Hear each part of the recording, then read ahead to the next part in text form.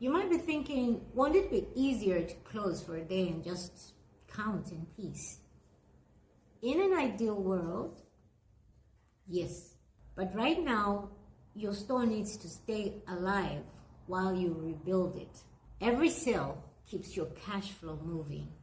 And there might be one sale you close out that will never come back, and another sale you close out that could have been your biggest sale for the day. So at this point in time, when you're rebuilding, you're restarting, and every revenue counts to increase cash flow, it's a necessity to keep the doors open.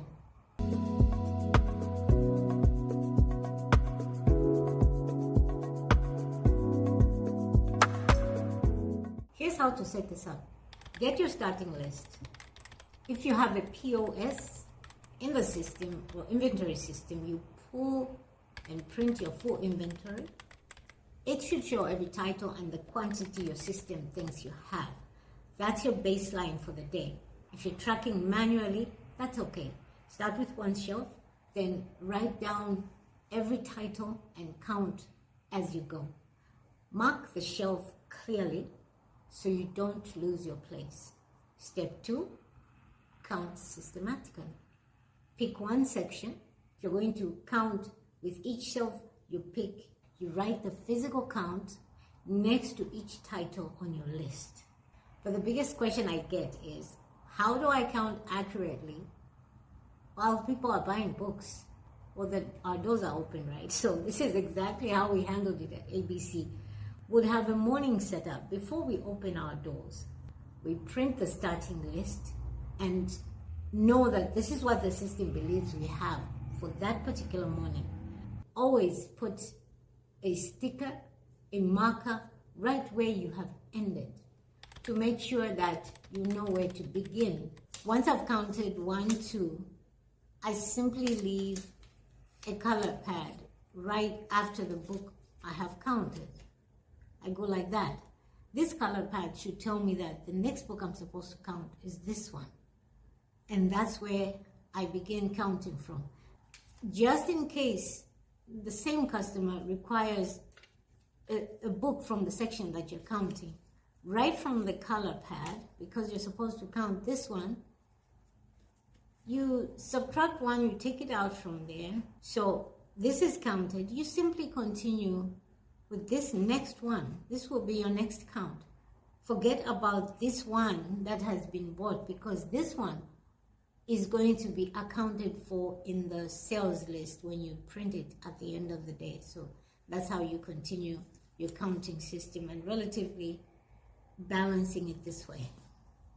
You have to stay at the counter while they're customers, because those customers, they're bringing in revenue. When your shop is free, there's just a period in a bookstore where there are no customers. It's relatively quiet and it's your time to push that count. But once a customer walks in, it's your time to serve so that the store keeps running and revenue keeps coming.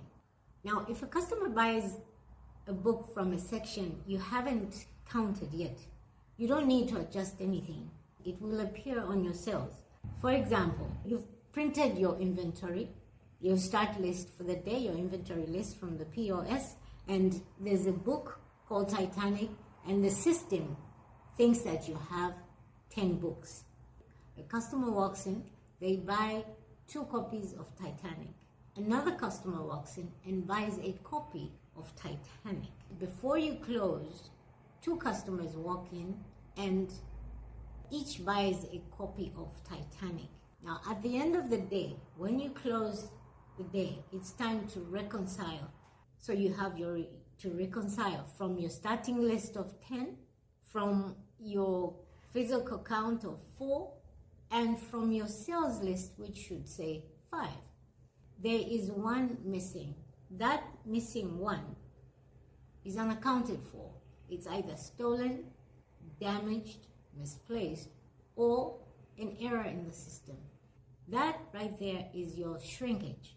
When you do this across all sections, you see where the money is leaving your store. or where you had erroneously counted you have something when in actual fact you don't. It might take a while. It might take several days. For us, because we had 7 outlets, it took weeks, one section at a time. It was tedious, but it was worth it. What matters at the end of this process is to have honest numbers that you can trust. From there, every system we build has a solid foundation. So here's your assignment. This week, print your starting list before you open. Choose one section, count it while you're open. At the end of the day, reconcile your physical count with your sales list and your starting list. Then come back and tell me in the comments, what did you discover? Was it harder or easier than you expected?